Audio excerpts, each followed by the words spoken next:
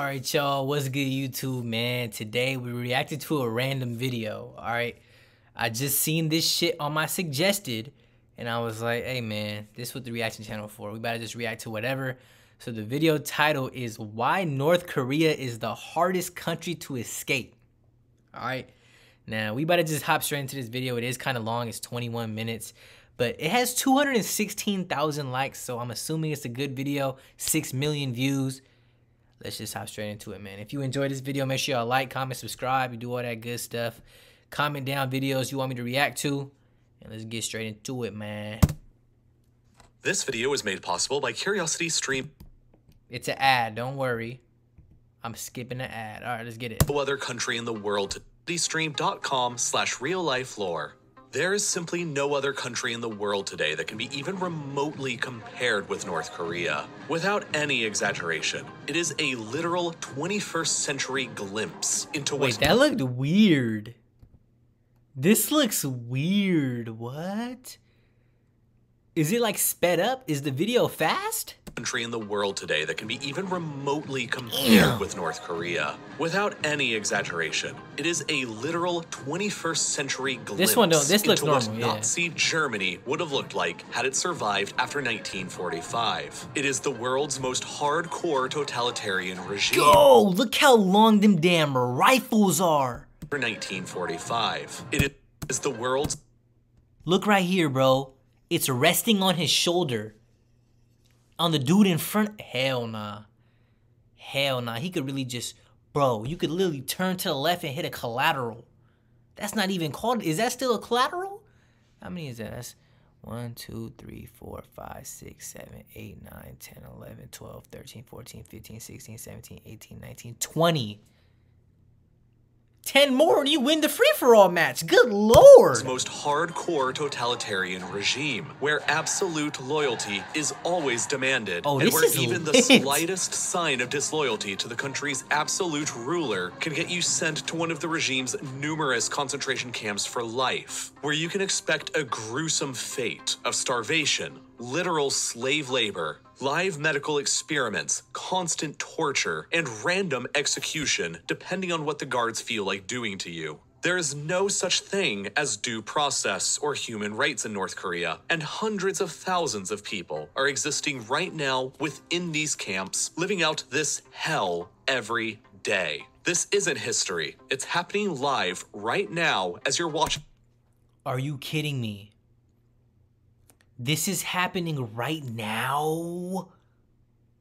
Oh my god. Are they okay?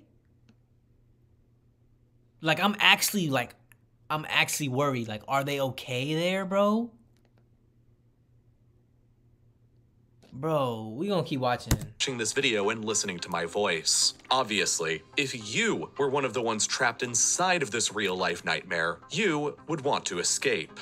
The problem with that is that North Korea is without a doubt the world's most difficult country to escape from. Primarily because North Korea doesn't allow you to escape. The penalty for even trying to leave the country is treason, the camps, and in many cases, death. And even if you successfully do get out, the North Korean regime has a tendency of going after your family members who stayed behind. This means your spouse, your children, your parents, and even your grandparents can be rounded up and sent to a lifetime of horror in one of the camps if they didn't make it out with you. For many, this is all the deterrent that's needed to keep them in line. Understandably, well, frustratingly so. But if you've made up your mind to leave, regardless of the risks and the consequences, these are the few ways you'd be able to do it. Unfortunately, none of them are easy, and they all have their own challenging geographic issues to account for. The most obvious destination for escape is to South Korea, the exact polar opposite of North Korea, a free, liberal, and rich democracy. South Korea claims legal authority over the entirety of the Korean peninsula and officially considers all 26 million North Korean citizens.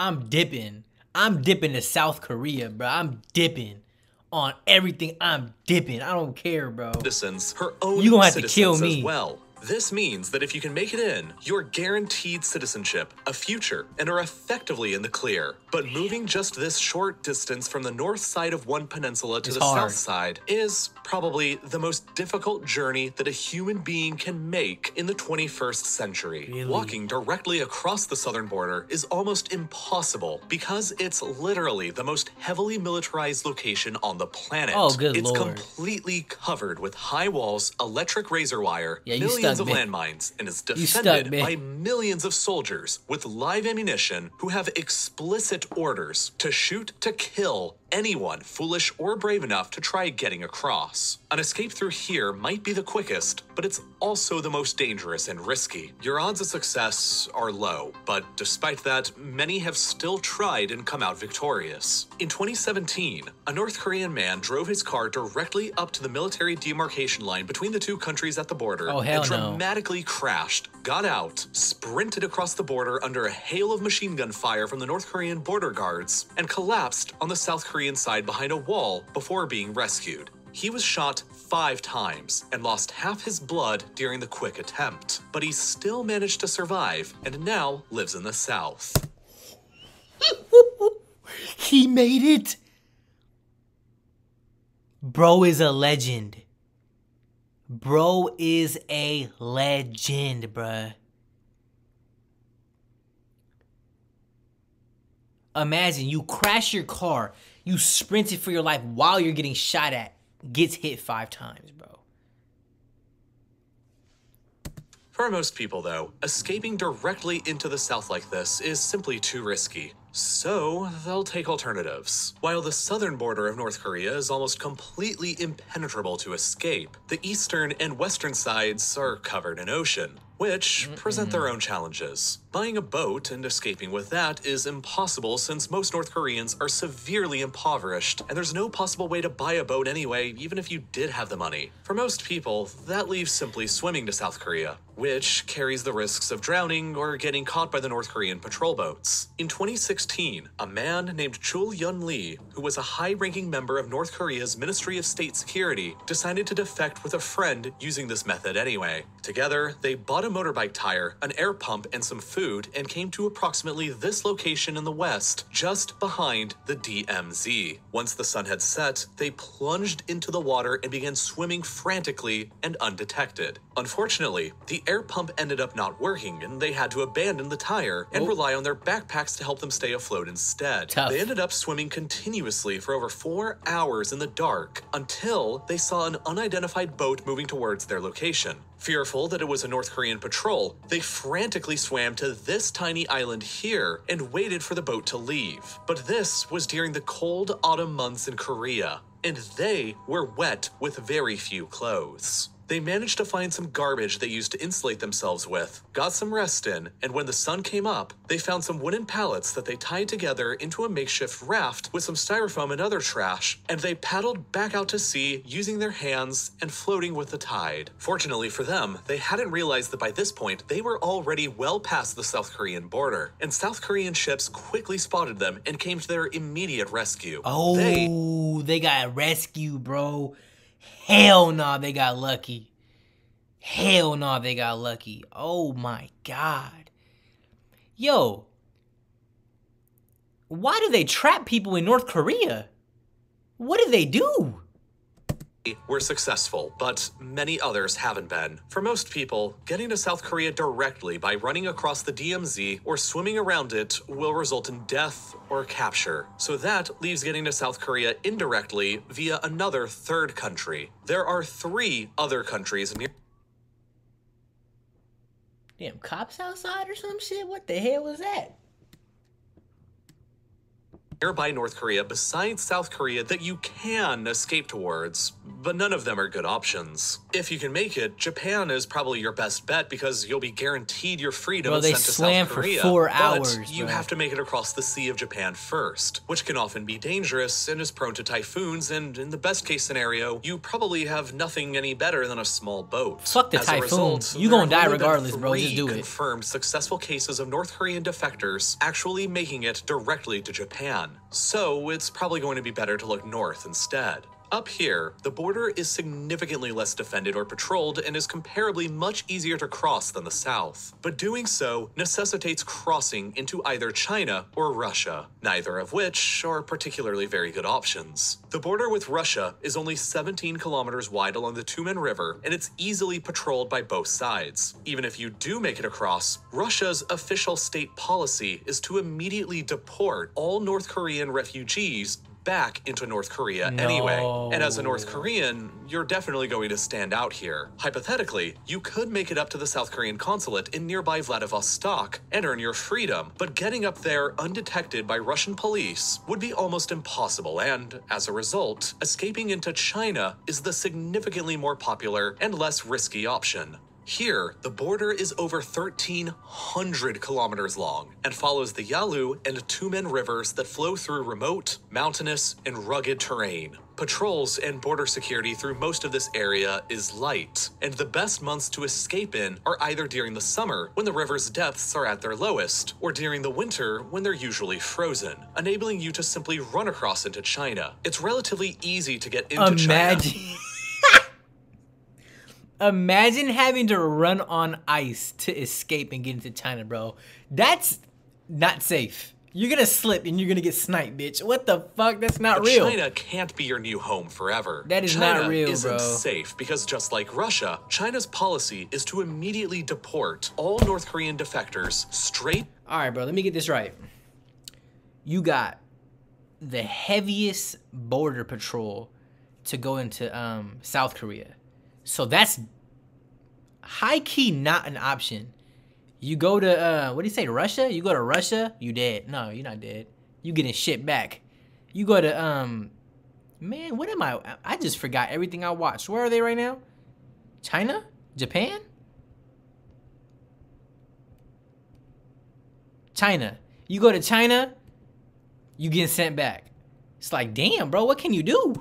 China's policy is to immediately deport all North Korean defectors straight back to North Korea, where you'll almost assuredly face a gruesome end. On the bright side, though, many of China's border provinces here, like Yanbian, have significant Korean ethnic minorities of their own who are naturalized Chinese citizens, meaning that it's fairly easy to hide out here for a while and avoid detection from the Chinese authorities while you plot your next move. Facts. If you decide to work with a foreign broker to assist in your escape, they can cost up to $18,000 for their services. Damn. An absolute fortune when you consider that the average North Korean earns just a measly $1,300 a year. That is over 10 years of an average North Korean's pay. That's if you've got the tough, means, bro. a broker can be a good option, but if you don't, the next best option is to probably continue on to the city of Shenyang, where the closest South Korean consulate building in China is located. If you can make it up here and inside the building, you're probably gonna be safe. But it's also about 200 kilometers away from the North shout Korean out to the guy border, that made and its this video. perimeter is closely That's a guarded lot by of the Chinese research, bro. police. If you're caught at any moment trying to get here, well,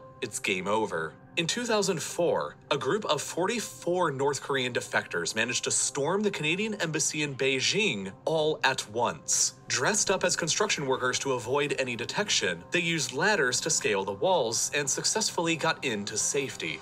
But ever since then, China has significantly increased their police and security presence around foreign consulates and embassies, especially South Korean ones. So repeating this now would be a lot more challenging. Instead, you most likely need to get yourself across China and into another country that's more sympathetic to your situation. But the problem with that is that China is huge, and there aren't bro. many countries around it who will even help you either. Russia will deport you back to North Korea if you get caught there, while Vietnam, Laos, and Myanmar all maintain close relations with Pyongyang as well, and just like China or Russia, they'll most likely deport you back to North Korea if they catch you as well. Getting into India, Bhutan, Nepal, or Pakistan would require hiking through the Himalayas, which pretty much eliminates any of them as easy options. And so that effectively leaves you only The two mountains, friendly not and doing it. realistic nearby destinations to escape into: Mongolia or Thailand. Mongolia is the closer choice, and the government here is sympathetic to the plight of North Korean defectors. If you make it up here, they'll deport you to South Korea rather than the North upon arrival. Why not do that? Why don't all y'all do that? Y'all some hoes. Y'all some real hoes. Send them to South Korea, bro. What? Y'all some hoes. Have to surrender yourself to the Mongol police. The only problem is that to get here, one must pass through the formidably difficult, freezing, and hostile terrain of the Gobi Desert, one of the world's largest deserts with an abundance of dangerous wildlife, hostile temperatures, and few resources to survive on. Navigating through the desert takes a lot of skill that one is unlikely to have ever learned back in North Korea, but nevertheless, some people have made it. In 2007, Park Yeon-mi and her mother escaped across the northern border into China by running across the frozen Tumen River. Because of China's deportation policy, it was impossible for the pair to find any kind of legal work inside of China, and they fell victims to human traffickers. After months of living beneath the radar, they eventually made their way here to the city of Qingdao and found a Christian missionary shelter. It was there that after nearly 2 years of remaining undercover in China, that they received enough aid from missionaries and human rights activists to finally take a chance and flee up towards Mongolia, with the goal of getting deported to South Korea and freedom. This incredible mother-daughter pair successfully managed to navigate through the Gobi Desert and reached the Mongolia border, but upon arrival, a group of Mongolian border guards intercepted them and threatened to deport them back over the border towards China, which would have ultimately meant deportation back to North Korea and the camps. Desperate, the pair both drew knives and promised that they'd kill themselves right there if that's what the guards were going to do. Sadly, death is often a preferable fate to a North Korean defector than being sent back to the country and the camps. Luckily for them, the guards took pity and brought them back in custody to the capital Ulaanbaatar before flying them directly to Seoul from there. Today, Yeon-mi Park lives in New York City and runs a YouTube channel where she talks openly about her life and experiences growing up in North Korea. What? Her name is sick. The voice of North Korea, that's nice. They are fascinating, and I highly recommend checking her channel out if you're curious about this kind of thing. So, the link to her channel will be posted down below in the description. Navigating through the Gobi is so challenging for most, though, that the significantly more popular route is to take a train or a bus undercover across China and attempt to escape into Thailand. These are the 5 closest train stations to the North Korean border within China that connect to China's vast high-speed rail network. If you hypothetically have the money and the skill to remain silent or undercover, you could board at any of these stations, exit at any of these near Mongolia and run across from there, or exit here at Kunming in China's Yunnan province and attempt to take a bus or run from there towards Thailand. There are plenty of buses that go from Kunming to other Southeast Asian countries, but the problem here is that even if you do somehow make it without getting caught by any of the authorities on a train or a bus, China and Thailand don't share a border, which means that you're going to have to get across the rugged and mountainous terrain of China's Yunnan province, and then get through the remote and dangerous jungles of Laos or Myanmar before finally crossing over the dangerous Mekong River in order to get to safety. In 2017, this is exact. How long is it taking these people that are successful? You get what I'm saying? Like, bro, they're going from here to here and then go through a desert. Or they're going from here to here and then hike some mountains and find their way there. Like, how long does this shit take? Like, I'm thinking months. What Park Hyun-woo and his father did. Before they decided to escape North Korea, both of Park's sisters had already made it to freedom in the south and were covertly sending money back to them up in the north. After securing the help of a broker in China, they decided that it was time for them to leave as well. In the dead of a winter night in February 2017, both men crossed the frozen Tumen River into China with a pill full of rat poison to kill themselves with if they got caught. One of the sisters and their handler was waiting on the other side with a van and took them to a nearby safe house in the town of Yanji where they changed clothes. From there, they took a train to Shenyang and then another train to Zhengzhou, followed by yet another train to Beijing. From here, they took a series of buses to Kunming, but as soon as they got there, the Chinese authorities discovered them. Park and his father fled from their bus and became separated, and Park was forced to continue on foot alone through the dense jungles of Laos. Eventually, wait, what happened to the other dude? Authorities discovered them. Park and his father fled from their bus and became separated, and Park was forced to continue on foot alone through the dense jungles of Laos. No. Eventually reaching the Mekong River, the final obstacle, Park managed to get across and immediately surrendered himself to the Thai police, who took him into custody and surrendered him to South Korean officials, who flew him back to Seoul in safety. However, his father had been arrested by Chinese police and sent back to a prison near the North Korean border. Damn. But for whatever reason, the prison released him, and after getting back into contact with the brokers again, he made his way back down to Vietnam, and from here was able to avoid all detection, and finally got on a plane bound for Seoul as well. It had taken him 1.5 years and a journey of over 5,000 miles simply to reach a place a mere 400,000. Oh, did he say a time?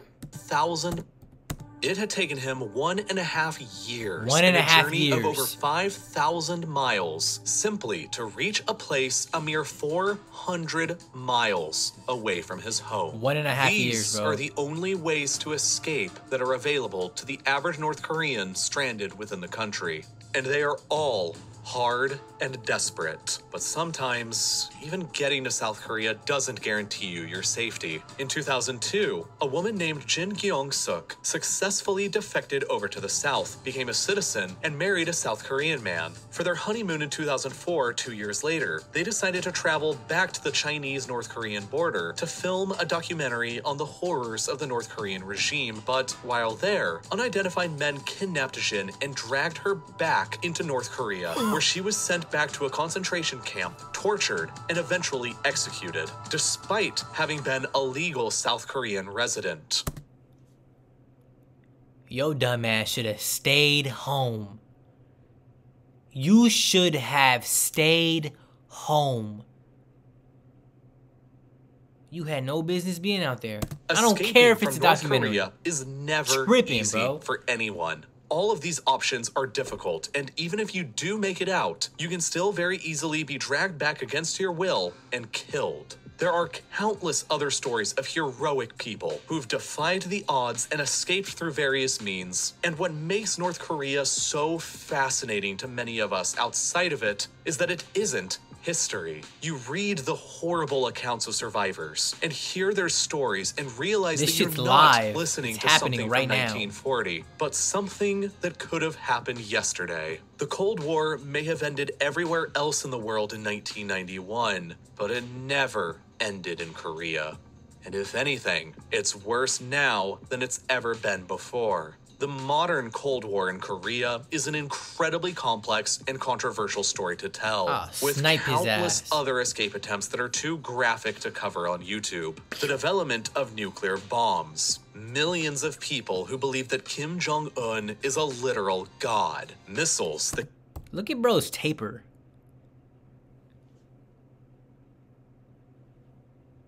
Yeah. Bro need help. Millions of people who believe that Kim Jong-un is a literal god. Missiles that can now strike at the heart of the United States mainland. The largest arsenal of chemical weapons the world has ever seen. And the fate of tens of millions of people all hanging in the balance. It is without a doubt one of the most fascinating, violent, and controversial conflicts of both the 20th and 21st centuries, and, unfortunately, not acceptable for me to cover in detail on YouTube due to their terms of service. I know how making videos on YouTube works, and wow. I think that's gonna be the end of this video, bro. He's starting to talk about some other stuff now, but that shit hurt my head, bro. I might need to go to sleep after that one. What is it? 1:29 a.m.? Shit. I don't know what to say, bro. Shit's crazy. That was wild. I was not expecting that from this video. I just decided to click on it because, you know, Flight be reacting to random shit sometimes.